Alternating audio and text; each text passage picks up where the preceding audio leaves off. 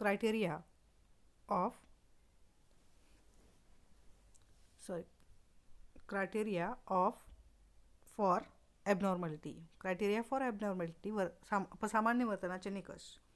आता सामान्य वर्तन कशाला म्हणायचं तर जे वर्तन सामाजिक मानदंडांना धरून आहे, ज्या वर्तनामध्ये स्वतःची आणि इतरांची जाणीव आहे, ज्या वर्तनामध्ये सुदृढ नातेसंबंध आहेत, ज्या वर्तनामध्ये नवीन अनुभवांचा मुक्त स्वीकार केला जातोय, ज्या वर्तनामध्ये स्वतःची आणि जगाची वास्तव जाणीव आहे आणि ज्या वर्तनामध्ये स्वप्रतिष्ठा उच्च आहे, असे जे वर्तन असते तर त्या वर्तनाला सामान्य वर्तन असे म्हणायचे. C the criteria for abnormality. मग आता सामान्य वर्तन नेमकं कशाला म्हणायचं आणि त्यांचे कोणते कोणते निकष आहेत. In psychology, says abnormality has a defined criteria for everything. शरीरशास्त्रात अपसामान्यांचे निकष निश्चित केलेले आहेत. For example, for adult human beings, height above 7 feet or below 4 feet is considered as a normal. Physical health as clearer parameter. But it is not so in the case of the mental illness. In socially, certain efforts are made to define abnormality in the term of intensity, duration,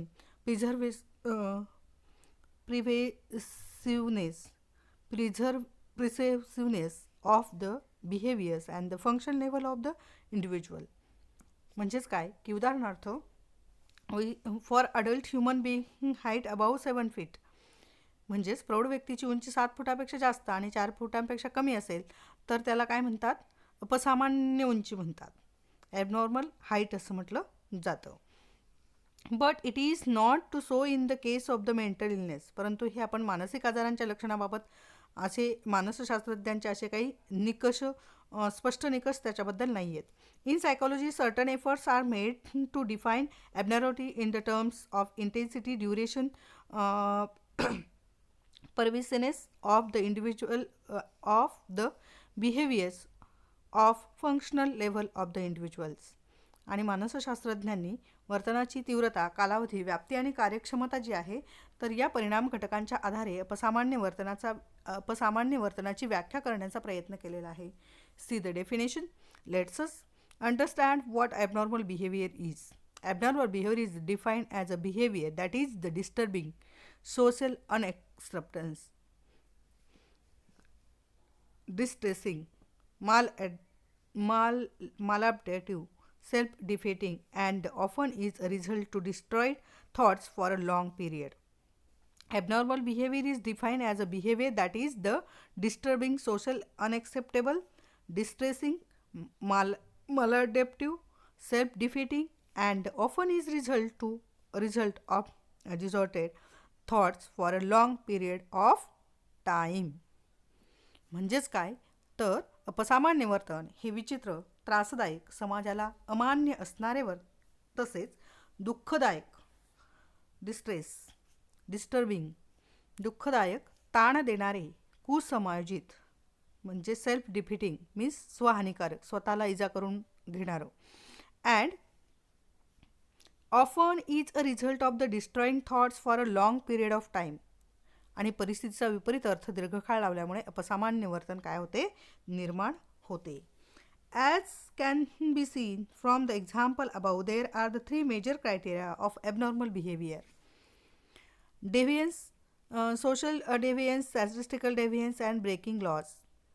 Second, personal distress, feeling low. Third, failure of function normally, failure to perform daily normal responsibilities. Let's us look at these criteria. It is necessary to remember that judging someone by only one criteria can be misleading. वरील उदाहरणावरून आपल्याला असं समजता येत आहे की निकषांच्या आधारे आपण माहिती घेणार आहोत की नंबर 1 वेगळेपण किंवा सामाजिक दृष्ट्या भिन्न, संख्याशास्त्रीय दृष्ट्या टोकाचे नियमबाह्य जे वर्तन आहे ते वर्तन. नंबर 2 पर्सनल डिस्ट्रेस, व्यक्तिगत दुर्दशा किंवा मानसिक दुःख. नंबर 3 रोजची कर्तव्ये, नेहमीसारखे करण्यात आलेले अपयश दैनंदिन जबाबदाऱ्या पार पाडण्यामध्ये असमर्थ ठरते. Let us look at this criteria it is necessary to number of that judging someone by only one criteria can be misleading. प्रत्येक निकषांचा स्वतंत्रपणे जर विचार केला तर केवळ एकाच निकषावरून एखादी व्यक्ती विसमायोजित ठरवणं हे चुकीचं ठरू शकतं. See the criteria number first, deviance means वेगळेपण, विचलन. Look at the example Malik Madhura and Jahangir अबाऊ. Malik Madhura shows from thinking that it is unreal and deviating from the normal thinking. आणि वरचे जे उदाहरणं आपण 2-3 पाहिलेत त्या उदाहरणावरून आपल्याला असं लक्षात येईल की विचलित वर्तन म्हणजे सामान्यांपासून वेगळी वृत्ती किंवा कृती. मग आता विचलित वर्तन हे कसं आहे तर सामान्यांपेक्षा वेगळं आहे. नॉर्मल क्रायटेरिया वेगळे आहेत, नॉर्मल बिहेवियरचे, आणि ॲबनॉर्मल बिहेवियरचे क्रायटेरिया वेगळे आहेत. आणि कुणालाही आपण ॲबनॉर्मल बिहेवियरचा लेबलिंग करू शकत नाही. Jahangir displays a behaviour which is the against the set of the laws and the state hence deviant. Shama has an IQ which is lower than the average IQ. Statistically speaking, such people are rare to find. The statistically Shama is deviant. आणि जेव्हा एक विशिष्ट प्रकारचे वर्तन आपल्याला पाहायला मिळतं, जहांगीरचं वर्तन राजाच्या कायद्याच्या नियमांच्या विरुद्ध आहे. शमाचा बुद्धिगुणांक सामान्य बुद्धिगुणांपेक्षा कमी आहे. आणि संख्याशास्त्रानुसार जर आपण विचार केला तर त्या व्यक्तीचे वर्तन सामान्य वर्तनापेक्षा कसं आहे, विचलित आहे. आणि अशा व्यक्ती समाजामध्ये कमी प्रमाणामध्ये असतात असं आपल्याला पाहायला मिळेल. Generally when a particular behavior is performed or displayed by the majority of people, it is considered as a normal behavior. So any person who does not follow such behavior which is the harmful to self as well as others in a consideration as a normal. आणि जर आपण असं पाहिलं की जेव्हा एका विशिष्ट प्रकारचे वर्तन समाजातील बहुतांश व्यक्ती करतात तेव्हा त्या वर्तनाला काय म्हटलं जातं, नॉर्मल बिहेवियर म्हटलं जातं, सामान्य वर्तन असं त्याला म्हटलं जातं. But so any person who does not follow such a behaviour which is the harmful to self as well as others is considered as abnormal. जेव्हा एखादी व्यक्ती ह्या सामान्य वर्तनापेक्षा खूप वेगळी वर्तन करते तेव्हा ते वर्तन काय समजलं जातं, अपसामान्य समजलं जातं. But this criteria is the insufficient to explain the abnormality. परंतु हा क्रायटेरिया म्हणजेच ॲबनॉर्मॅलिटी नाही किंवा वर्तन अपसामान्य वर्तन निश्चित करायला ती पुरेशी नाही. For example, taking bath is the normally behaviour in India, but does that mean those who don't take a bath for 4 days are abnormal. आता दररोज आंघोळ करणं हे नॉर्मल आहे भारतीयांच्या दृष्टीने, परंतु तेच जर एखाद्या व्यक्तीने 4 दिवस आंघोळ केली नाही तर मग आपण त्यांना अपसामान्य म्हणायचं का? Even according to the culture norms, something which is the considered as the normal is one culture can be considered as abnormal in the other culture. कधीकधी असंही होतं की एकच वर्तन दुसऱ्या संस्कृतीच्या मापदंडानुसार सामान्य असतं तर दुसऱ्या संस्कृतीत ते काय ठरतं, अपसामान्य ठरतं. फॉर एक्झाम्पल, भारतामध्ये स्त्रियांनी ड्रिंक करणं हे ॲबनॉर्मल बिहेवियर आहे, पण तेच बिहेवियर जर तुम्ही फॉरेन कंट्रीज गेलात तर तिथं स्त्रिया पण ड्रिंक करतात. That is called normal behaviour. But our culture norms tells us about drinking law की लेडीज कॅनॉट ड्रिंक. या प्रकारे सामान्य आणि अपसामान्य वर्तनाची आपल्याला एक भिन्न रेषा दिसते. पहा, being homeless in the considered as a normal in some cultures, whereas it may be considered as completed abnormal in some others culture. Thus the dividing line here is a vague. आणि याची व्यक्तिभिन्नता, सामान्य आणि अपसामान्य वर्तनाची भिन्नता दर्शवणारी ही कशी आहे, अस्पष्ट आणि असंदिग्ध असं हे वर्तन आहे. Second criteria, personal distress. Personal distress refers to the subjective feeling of an individual and the response to the person and even creating extreme discomfort. सेनाचं जर उदाहरण आपण पाहिलं तर सेना तिची दिवसभराची कर्तव्य व्यवस्थित करायची, पण ही सर्व कामं करताना तिला काही अडचण यायची नाही, पण सेनाजला दिवसभर सारखे निराश आणि काय वाटायचं, निरुत्साही वाटायचं. Look at the example of Sehnaz. Sehnaz can perform per day on duties. There seemed to be no normal in her performing the task. However, she feels extremely low inside. Many times, individuals do not pay attention to their psychological symptoms. आणि बराच वेळा असं होतं की मानसशास्त्रीय लक्षणांकडे आपण लक्ष देत नाही. The take problems to like a depressed social withdrawal and exactly they are not to aware of the problems their families face due to this. आणि त्यांच्या काही वैयक्तिक ज्या समस्या असतील कुटुंबाला आणि त्यामुळे त्यांच्या कुटुंबाला किती त्रास होतो याची जाणीव त्यांना नसते. C the criteria number 3, impaired functioning. Look at the example of the Sharda. She can hardly get out of the bed and perform her daily chores or responsibilities. Here we can see that her normal day-to-day functioning seems to be impaired. आता हे जर आपण third पाहिलं, कार्यक्षमतेमध्ये बिघाड त्याला असं म्हटलं जातं, इम्पेअर्ड फंक्शनिंग. तर शारदाचं उदाहरण जर आपण पाहिलं तर तिला बिछाण्यातून उठून आपली रोजची कामे करायचा कंटाळा येतो. या उदाहरणामध्ये लक्षात येतं की शारदाची रोजची कामे करण्याची क्षमता कशी आहे, ढासळलेली आहे, म्हणजेच कशी झालेली आहे, कमी झालेली आहे. This type of abnormality means that people cannot fulfil appropriate and expected roles in the family, social and the work related to the situation. Houston and the Kennedy 2019. या प्रकारच्या अपसामान्य वर्तनात व्यक्ती कुटुंबातील त्यांची भूमिका, अपेक्षित त्यांची कर्तव्य करू शकत नाहीत आणि त्याच्यामुळे त्याचं जे वर्तन आहे त्या परिस्थितीला योग्य नसतं, असं उस्टन आणि केनेडी यांचं मत आहे. Being sad after a traumatic experience for a few days is normal, but it is continued for more than 6 months. It is abnormal and can lead towards depression. एखाद्या व्यक्तीमध्ये ही लक्षणं जर 6 महिन्यांपेक्षा जास्त काळ टिकली तर त्याला त्या व्यक्तीचं दुःख जर कमी झालं नाही तर ते वर्तन ॲबनॉर्मल आहे, तर ते वर्तन अपसामान्य आहे असं म्हटलं जातं आणि त्याला तीव्र सिव्हिअर डिप्रेशन त्या व्यक्तीला येऊ शकतं किंवा he can lead towards depression असं आपण त्याला म्हणू शकतो. See the activity number 10. Think about your self, your friend and your family. Do you think anyone whom you know could be displaying abnormal behavior? On which of the above criteria do you find it abnormal? Note it down to yourself. Let's look at it in details in the section 5.5.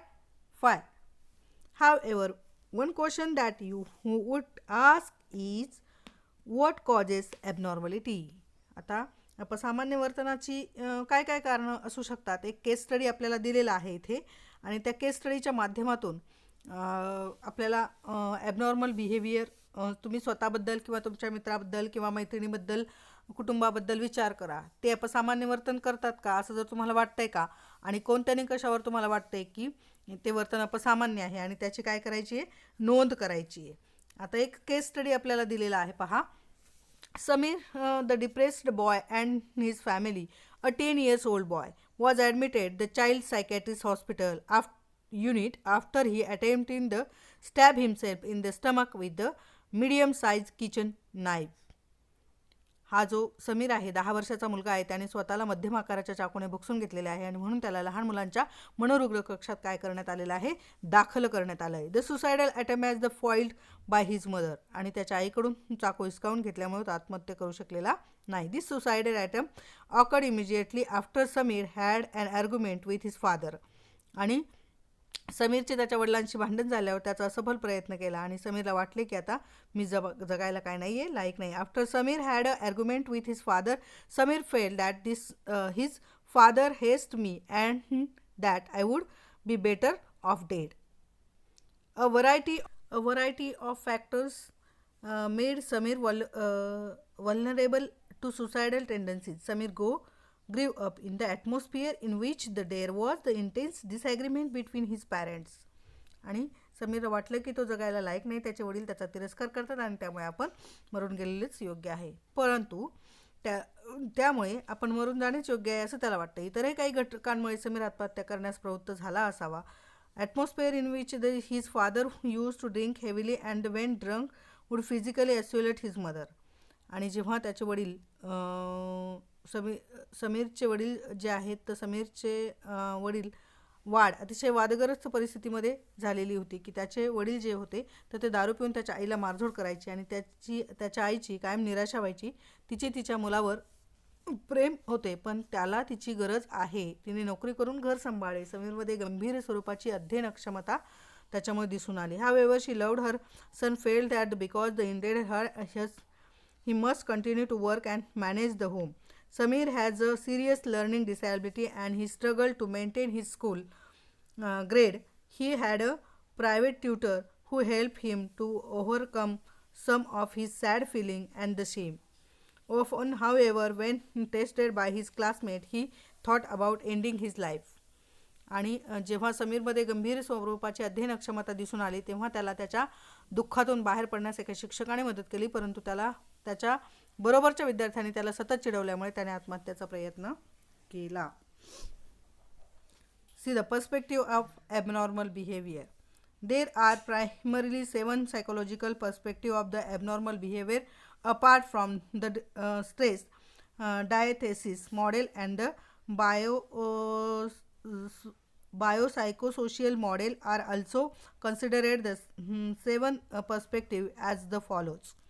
7 अपसामान्य वर्तनाचा दृष्टिकोन आहे की अपसामान्य वर्तनाचे 7 मूलभूत दृष्टिकोन आहेत आणि याशिवाय डायथेसिस म्हणजे विशिष्ट रोगाला बळी पडण्याची व्यक्तीची जी प्रवृत्ती आहे, प्रारूप आहे, मॉडेल आहे, शरीर मनोसामाजिक प्रारूप आहे, त्यात मुख्य काय आहेत 7 दृष्टिकोन आहेत. See the first biological perspective, जैविक दृष्टिकोन. This perspective focus on biological and the psychosocial factors are causes of the abnormal behavior. Abnormal behavior is treated as a disease or mental illness and it diagnosed through symptoms and cured through the treatment.